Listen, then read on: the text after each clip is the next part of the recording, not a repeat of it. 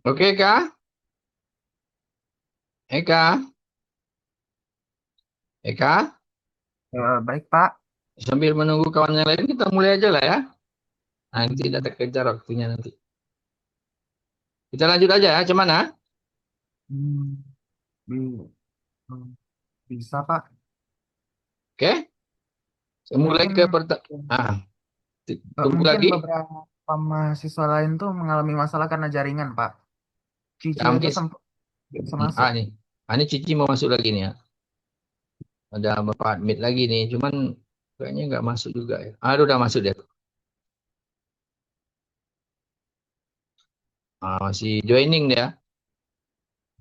Ya memang banyak yang ngeluh jaringan ya. Tapi nggak apa-apa lah ya. Ini Cici, Budi Rahma lagi joining juga nih. Berarti dia kalau nggak pakai WiFi memang Zoom ini agak sulit juga dia, Kak. Tapi sambil nunggu kawan kita mulai aja lah ya. Oke, kita mulai. Assalamualaikum warahmatullahi wabarakatuh. Ini pertemuan ke-12. Mudah-mudahan kita masih tetap semangat.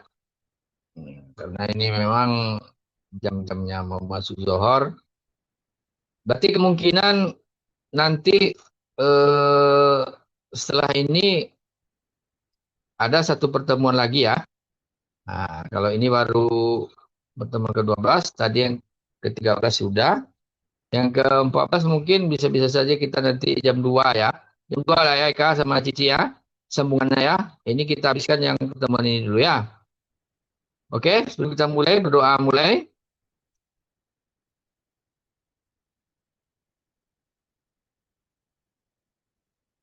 Doa selesai.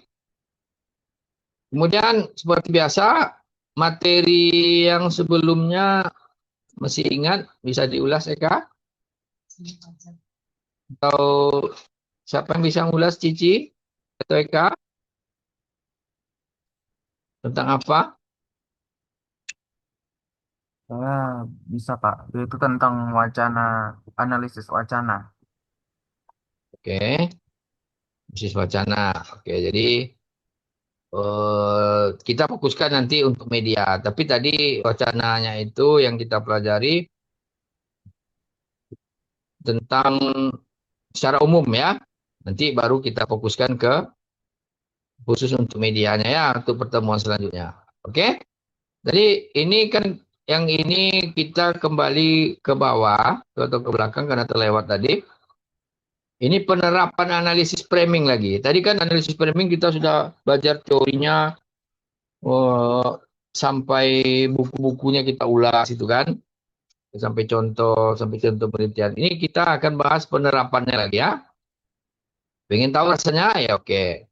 Tapi sebelum itu tetap seperti biasa, Bapak tetap akan ulas dulu tentang capaian pembelajaran yang akan kita capai. Ya, kalau capaian pembelajaran prodinya, mahasiswa menganalisis materi empiris pesan media massa dan media sosial dengan merancang desain riset secara komprehensif berdasarkan 3 pendekatan metode yang berbeda dalam kajian isi dan teks media. Nah, jadi di sini dalam capaian pembelajaran mata kuliahnya, mahasiswa mampu yang poin 5 merancang desain riset berdasarkan pendekatan analisis wacana. Tapi kalau yang di antara 4 dan 5 ini adalah untuk merancang desain dan riset berdasarkan pendekatan eh, framing untuk analisis pesan media. Nah, itu arahnya ke sana. Oke? Lalu kita akan masuk ke pertemuan ke 12 sebenarnya ini ya. Ini Bapak share. Ini dia. Oke, udah kelihatan?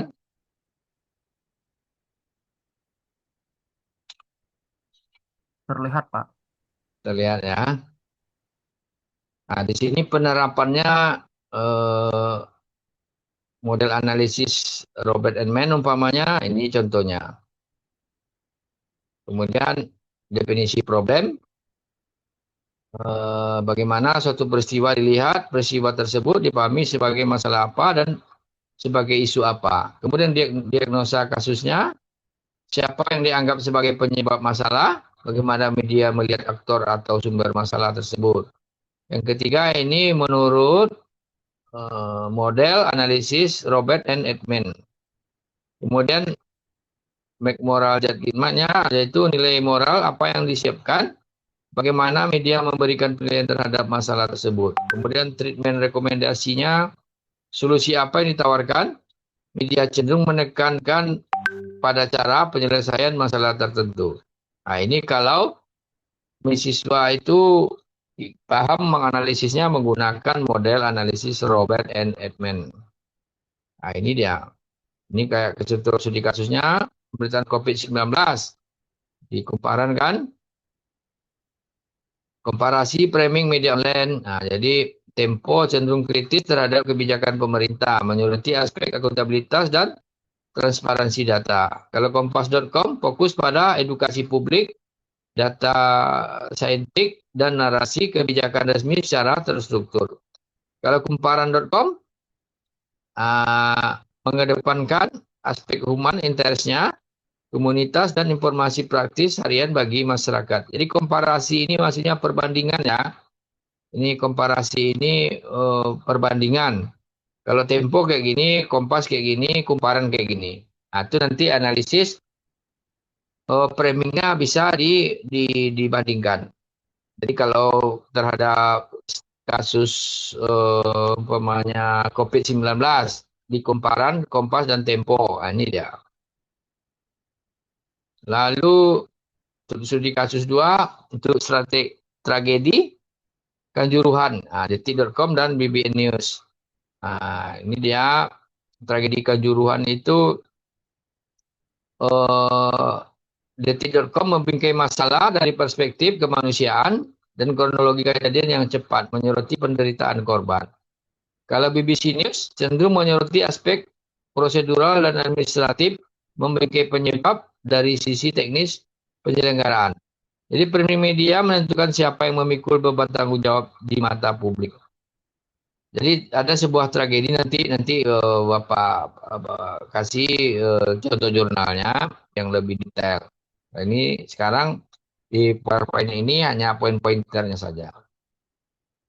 Kemudian untuk studi kasus 3 itu fatwa MUI boikot produk-produk Israel, pro Israel. Nah, ini juga antara Kompas dan Republika. Jadi sebenarnya gini, antara Kompas dan Republika ini orang sudah tahu kalau korannya ini mungkin republika.co.id ini media online-nya ini, media siber ini eh, agak mengedepankan aspek keislaman, kan? Kalau Kompas lebih netral, kan? Nah, maka dianalisis oleh menggunakan framing. Kalau Kompas.com untuk isu produk pro Israel suruh boykot fatwa MUI boykot itu, kalau Kompas membingkai isu melalui konteks ekonomi, fokus pada dampak terhadap rantai pasok, tenaga kerja lokal, dan stabilitas ekonomi nasional. Nah, kalau Republika membingkai isu melalui konteks solidaritas, nah, kan berbeda. Kalau Kompas konteks ekonomi, Republika dalam konteks solidaritas. Jadi menekankan pada aspek kemanusiaan, dukungan terhadap Palestina, dan kepatuhan terhadap fatwa MUI. Kalau Kompas tidak. Kalau produk pro Israel ini kita boikot katanya. Macam mana rantai pasok, tenaga kerja lokal, dan stabilitas ekonomi nasional efek dari boikot tersebut? Nah, kalau Republikan enggak, dia mengarah ke konteks solidaritas antar sesama Muslim, ya terhadap Palestina dan terhadap fatwa MUI itu yang dipatuhi. Jadi berbeda antara dua media ini, membingkainya. Jadi di sini akan jelas terlihat ini. Kalau di sini komparasinya Kompas dengan Republika ini memang jauh berbeda, sangat jauh berbeda dalam menyikapi fatwa MUI suruh boikot produk pro Israel. Nah, kemudian studi kasus lainnya pemberitaan Pilpres 2024 antara Kompas dan Suara.com. Jadi framing yang lebih institusional itu di Kompas, menyoroti visi misi debat resmi dan netralitas penyelenggara pemilu atau KPU atau Bawaslu. Kalau Suara.com framingnya lebih dinamis, fokus pada tren media sosial, gaya kampanye kandidat, dan preferensi pemilih muda atau Gen Z-nya. Jadi kalau nanti untuk contoh yang kita bahas tentang pemberitaan Pilpres, ya arahnya ke sini. Nah, oke. Kalau di Kompas, lebih ke institusional framingnya. Kalau yang Suara.com, lebih dinamis. Nah, itu maksudnya. Sampai di sini ada yang mau ditanyakan? Nanti kita ulas contohnya satu persatu. Ada yang mau ditanyakan sebelum kita bedah contohnya ini secara detail? Pak, saya mau tanya Pak, Silakan Eka. kenapa Kompas menjadi contoh dari kedua situs web berita tersebut? Ini kebetulan saja. Kalau umpamanya peneliti nih kan, ini tergantung penelitinya Eka. Jadi mungkin Kompas dianggap sebuah media yang agak netral. Mungkin komparasi itu pembanding kan. Ini Kompas dengan Republika, Kompas dengan Suara.com. Mungkin Kompas dianggap lebih netral dan sebagai komparasi atau pembandingannya mungkin dianggap media yang lebih pro sesuatu bisa saja kan. Nah, jadi ini studi kasus yang akan kita dedah ini ya karena kebetulan penelitinya mengambil Kompas Eka ya, bukan bukan harus Kompas. Jadi ya kebetulan saja, kebetulan saja. Bisa saja media-media lain, bisa-bisa saja media lain. Ada lagi Kak? Jadi contoh-contoh relevannya sudah. Keterkaitan bahan kajian dengan bahan kajian yang diajarkan. Kemudian konteks kehidupan sudah juga. Nah, ini sebentar lagi kita akan menggunakan hasil penelitian dan pengabdian atau penelitian orang. Jadi di sini kalau memang sudah eh, kita mulai dari membahas tentang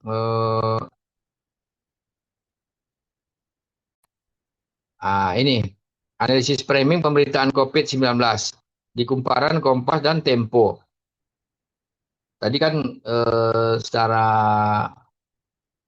secara implisit atau secara ringkasnya sudah dilihat. Coba dibaca-baca sedikit abstraknya sebentar.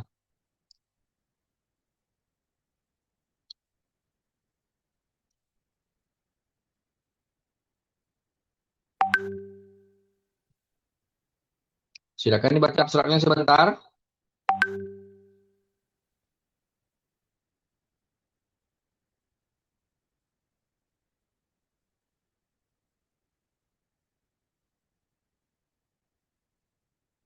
Eka sama Cici udah dibaca abstraknya itu sebentar.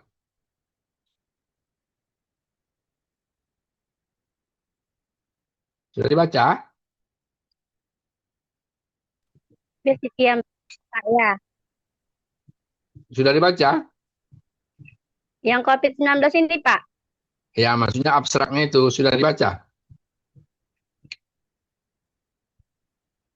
Udah, Pak.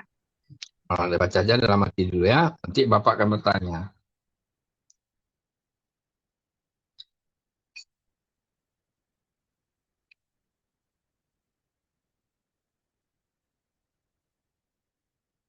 Sudah? Jadi Cici, ini kan ada penelitian dari jurnal ilmiah Mukodima oleh Rahmat Utomo, Ramanita Ginting, dan Ribut Pribadi tentang analisis framing pemberitaan COVID-19 di kumparan.com, Kompas, dan Tempo.co di era pandemi. Apa kesimpulannya dari penelitian ini, Cici? Bisa dibaca itu, kelihatan nggak tulisannya? Apa besar lagi lah ya? Nah, kelihatan? Oh, makin besar kan? Kelihatan? Apa kesimpulannya?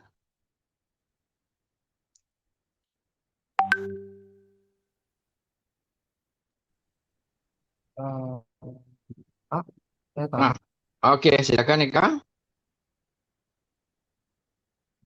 Kesimpulannya adalah meskipun pada saat itu pandemi, tapi bukan berarti informasi atau berita yang di- didapatkan tidak terhambat.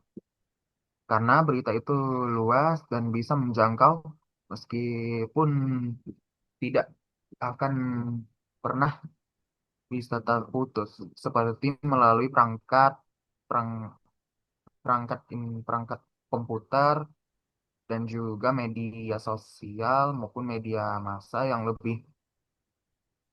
bisa diandalkan. Jadi meskipun orang-orang pada saat itu tidak bisa bebas untuk keluar karena COVID-19, mereka masih bisa menyampaikannya melalui media cy- media cyber untuk menyampaikan berita. Sudahkah? Udah, Pak. Kalau Cici apa kesimpulan yang bisa Cici baca sini? Kesimpulan hasil penelitian ini apa? Kalau Cici, macam mana pula pendapatnya?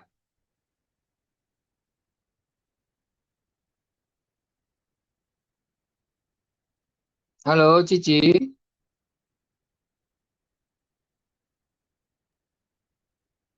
Halo, Assalamualaikum Cici. Meresponkah? Cici. Jadi begini. Jadi yang lebih spesifiknya, Eka dan Cici. Ini Bapak sorot ya. Kelihatan Eka? Kelihatan, Pak. Nah, jadi disimpulkan eh, hasil penelitian ini bahwa ketika media ini lebih banyak mengutip rilis dan siaran pers, ya kan? Humas kepresidenan tanpa menambahkan konteks yang memadai. Jadi waktu itu ya hanya media-media banyak menerima rilis. Kemudian ketiganya memparafrase rilis pemerintah dan ketiga tersebut sama-sama mengandalkan narasumber tunggal dan menuliskan kebijakan dari pemerintah tanpa mengkritisinya. Ini pula yang terjadi. Jadi ketika yang tersebut menyajikan pemberitaan kepada hal-hal yang tidak signifikan dan substansial, padahal seharusnya pemberitaannya bisa dimanfaatkan untuk melakukan progres mitigasi terhadap krisis yang akan segera dihadapi. Jadi di sini agak kaku nih. Jadi ketiga media itu ya sama-sama kaku ya. Jadi ketiga-tiganya kaku. Ya nerima rilis saja gitu. Padahal seharusnya kan juga ada terkadang isu-isu di saat COVID itu umpamanya dokter yang menolak lockdown. Kan ada juga tuh kemarin muncul di media-media sosial. Ada dokter yang tidak percaya terhadap COVID. Macam-macam. Itu tidak muncul. Di sini mereka patuh saja kepada rilis pemerintah. Mungkin karena suasana dalam salah satu yang diterapkan media, mungkin kalau negara dalam keadaan kayak COVID itu kan dalam keadaan darurat itu kan. Ya mereka mungkin takut juga membuat wacana-wacana yang akan mengganggu stabilitas nasional. Bapak rasa itu. Jadi mereka juga takut untuk menghasut masyarakat untuk tidak percaya COVID, nggak berani mereka. Karena memang COVID itu memang nyata kan, memang banyak yang meninggal dibuatnya terserang virus itu. Mereka juga tak berani juga. Jadi mereka hanya nurut aja. Apa kata orang rilis yang dari pemerintah, ya itu saja dimuat. Jadi yang ditelan masyarakat juga sama. Akhirnya itu seragam. Jadi tidak ada perlawanan terhadap pemberitaan-pemberitaan tentang COVID, benar atau tidaknya COVID itu ada. Jadi semua media ya patuh terhadap rilis yang dikirimkan pemerintah. Oke? Ini contoh penelitiannya dimulai dari pendahuluan. Ini jurnalnya ya. Nah, pendahuluannya seperti ini. Kemudian metode penelitiannya ini kualitatif dengan menggunakan metode analisis framing tipe deskripsi kualitatif. Analisis ini terhadap kumparan. Nah, kemudian hasilnya ini, kemudian berita-beritanya di kumparan. Ini Kompas, ini Tempo. Nah, ini mereka menarik kesimpulannya. Oke, ini daftar pustakanya. Lalu untuk contoh yang lain, bisa kita tengok di penelitian atau jurnal lain, yaitu ini Framing Pemberitaan 42 MUI terhadap boykot produk Israel. Nah, ini yang tadi. eh, jadi kalau fatwa MUI tentang boykot produk pro Israel di media Kompas dan Republika itu kan abstraknya ada nih. Kemudian juga kita bisa hasil dari penelitian ini menunjukkan bahwa, coba silakan Cici atau Eka, silakan dibaca hasil dari penelitian yang Bapak sorot itu. Eka atau Cici, siapa yang masih buka? Eka, silakan. Baik, Pak.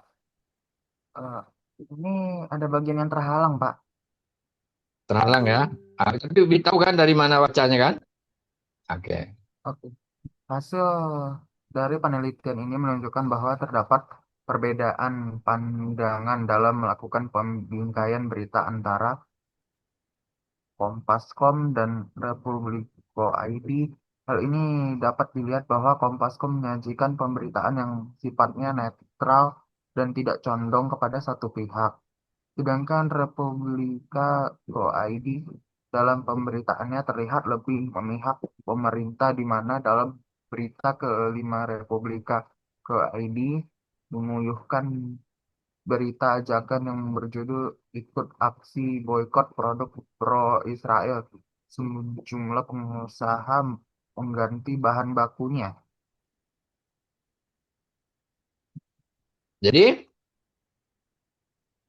Hmm, antara Kompas dan Republika, di sini disebut Republika lebih memihak ke pemerintah termasuk LKMUI. Kalau Kompas dibilang menyajikan pemberitaan yang sifatnya lebih netral. Oke, mari kita scroll ke bawah. Dalam penelitian oleh Gusmiana, Cahaya Ningrum, Eka Yusuf, dan Tri Susanto oleh jurnal UMSU nih ya. UMSU. Jadi ada sini pendahuluannya. Ini metode penelitiannya. Jadi kualitatif deskriptif, analisis. Ini analisis tuh.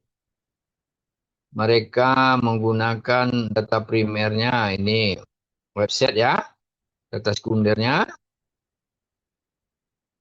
Kemudian pemberitaan yang diambil itu kan sesuai mata kuliah kita, analisis teks media ya, Eka, Cici, Budi, Rama, atau yang lain-lain yang nanti menonton video YouTube-nya, mahasiswa Searido.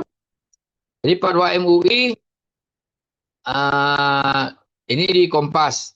Ada 1, 2, 3, 4, 5. Ada 5 berita kan? Ini kita dari judul-judulnya saja, Fatwa MUI dukung kemerdekaan Palestina, wajib dukung Israel haram. Kemudian dukung media asing soal fatwa haram MUI, mendukung agresi Israel. Lalu kalau Republika, fatwa MUI haram, dukung Israel dan pendukungnya dari nomor 6 sampai 10. Jadi ini judul-judul beritanya. Ini yang di Republika, ini yang di Kompas. Itu judul beritanya. Itu yang dianalisis. Kemudian hasil pembahasannya seperti tadi. MUI dan media online.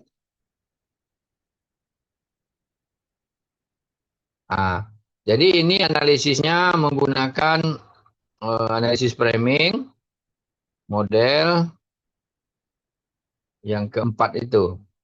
Ini ada strukturnya sintaksis, skrip, tematik, dan retoris. Jadi kalau dalam Kompas, dalam Kompas ya, headline menonjol informasi yang bersifat netral seperti pendapat media asing. Dampak terhadap pengusaha retail dan imbauan untuk selektif dalam boikot produk pro-Israel. Latar belakang informasi, kutipan, dan pernyataan sesuai dengan isi pemberitaan. Sumber utama menggunakan lembaga swadaya masyarakat, beberapa media asing, dan lembaga pemerintah dan kementerian. Kalau sintaksisnya ya, ini analisis framing ya. Kalau analisis framing yang kayak gini ada sintaksis, skrip, dan tematik kayak gini. Ini berdasarkan teori yang ada di buku Herianto tadi. Nah, ini menggunakan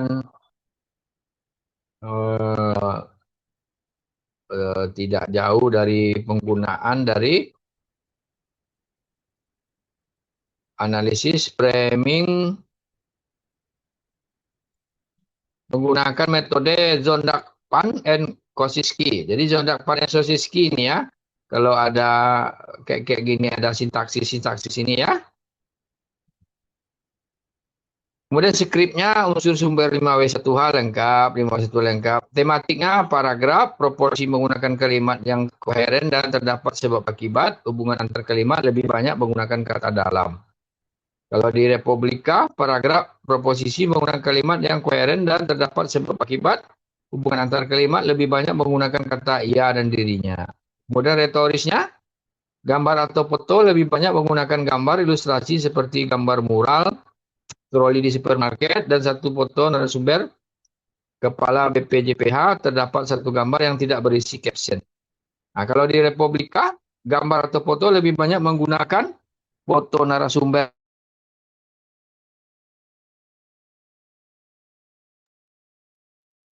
Nah, ini maksudnya yang retoris ini ada Ketua MUI Irfan Sauki Baik dan pengusaha Najla Basir.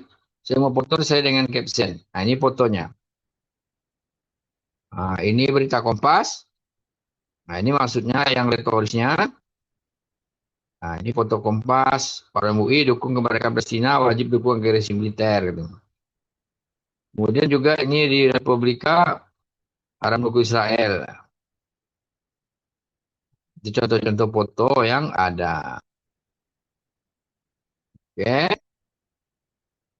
Lalu kita masuk ke contoh lainnya. Nah, ini penerapannya ya. Jadi ini menggunakan metode analisis framing menggunakan metode Zondang, Van, and Kosinski. Ya, oke, dari metodenya tadi kan ada 4 tuh.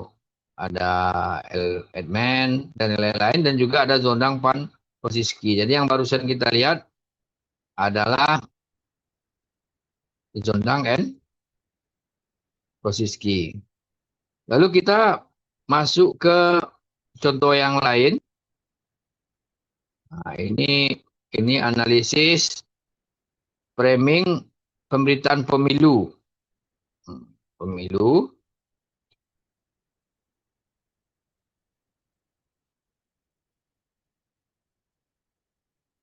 Di sini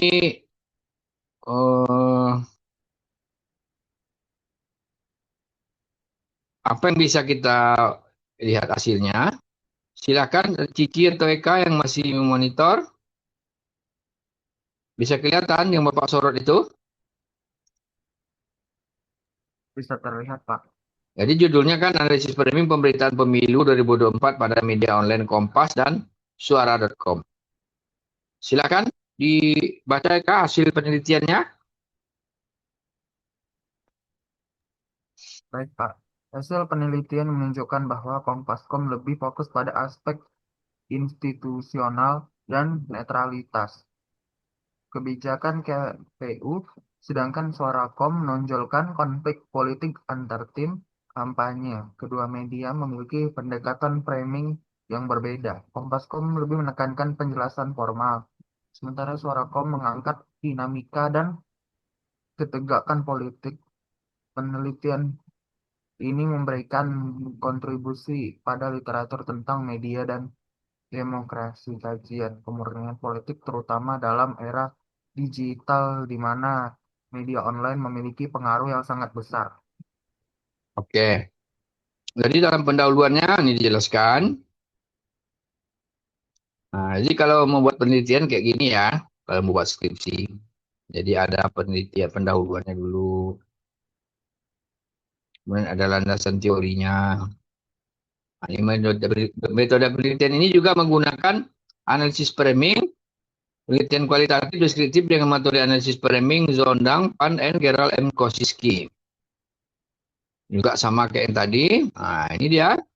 Ini judul-judul beritanya di Kompas dan suara.com yang terbit tanggal 3 Desember 2023, kan? Dulu ada di Kompas duduk perkara debat Pilpres 12, debat Cawapres tetap ada tapi didampingi Capres. KPU hapus debat Cawapres, Ganjar Pranowo, saya siap hadapi skenario apapun. Gitu. Jadi ubah format debat, Capres dan Cawapres, kredibilitas KPU dipertaruhkan. Kalau di Kompas, kalau di suara.com, saling tuding, tim kampanye soal usulan mekanisme debat Pilpres, KPU biasa dalam demokrasi. Kemudian tanggal 5, soal polemik debat Cawapres, Bawaslu mau didampingi Capres, apa tidak terserah. Perubahan metode debat Capres-Cawapres disorot, Bawaslu bakal pastikan langkah KPU. Jadi hasil pembahasannya, tadi kita sudah resume hasilnya, di abstrak sudah kita baca, tapi kita perlu menengok ke bawah.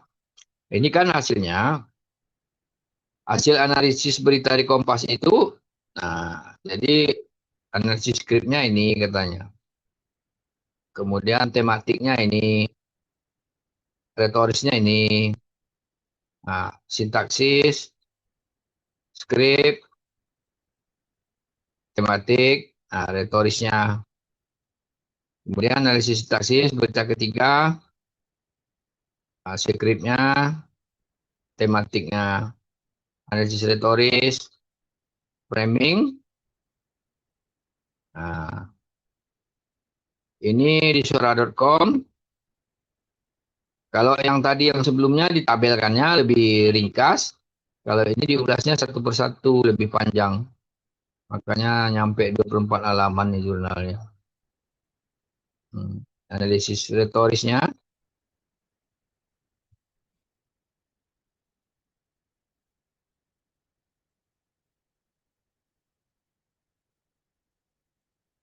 Ini analisis tematiknya.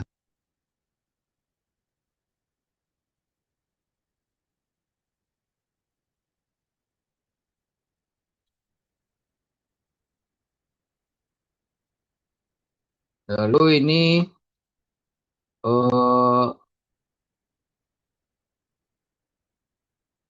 kesimpulannya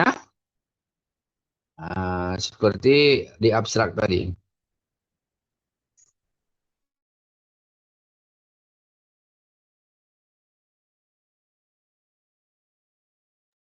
Oke, sampai di sini ada yang mau ditanyakan?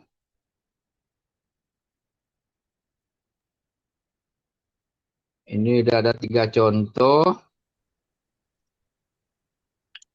Jadi ini penerapan analisis framing itu, tadi kan kita belajar sampai nengok bukunya panjang-panjang, lebar gitu kan.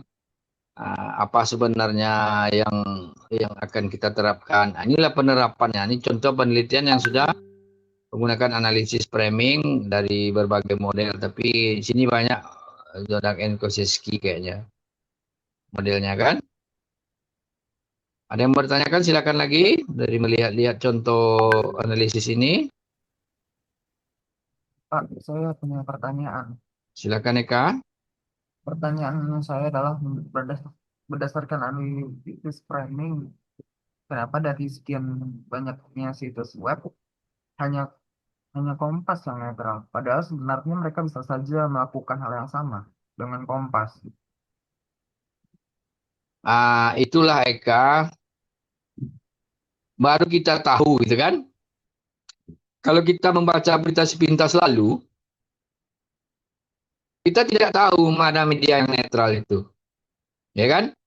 Jadi setelah dianalisis, barulah ketahuan kalau bahwasannya Kompas itu salah satu media di Indonesia yang bisa dipercaya. Dari hasil analisis ini, jadi dari 3 analisis atau 4 atau beberapa analisis yang dilakukan oleh peneliti terhadap beberapa berita, makanya ketahuan kalau dalam menyikapi sebuah kasus, terkadang beberapa media memang cenderung kurang netral.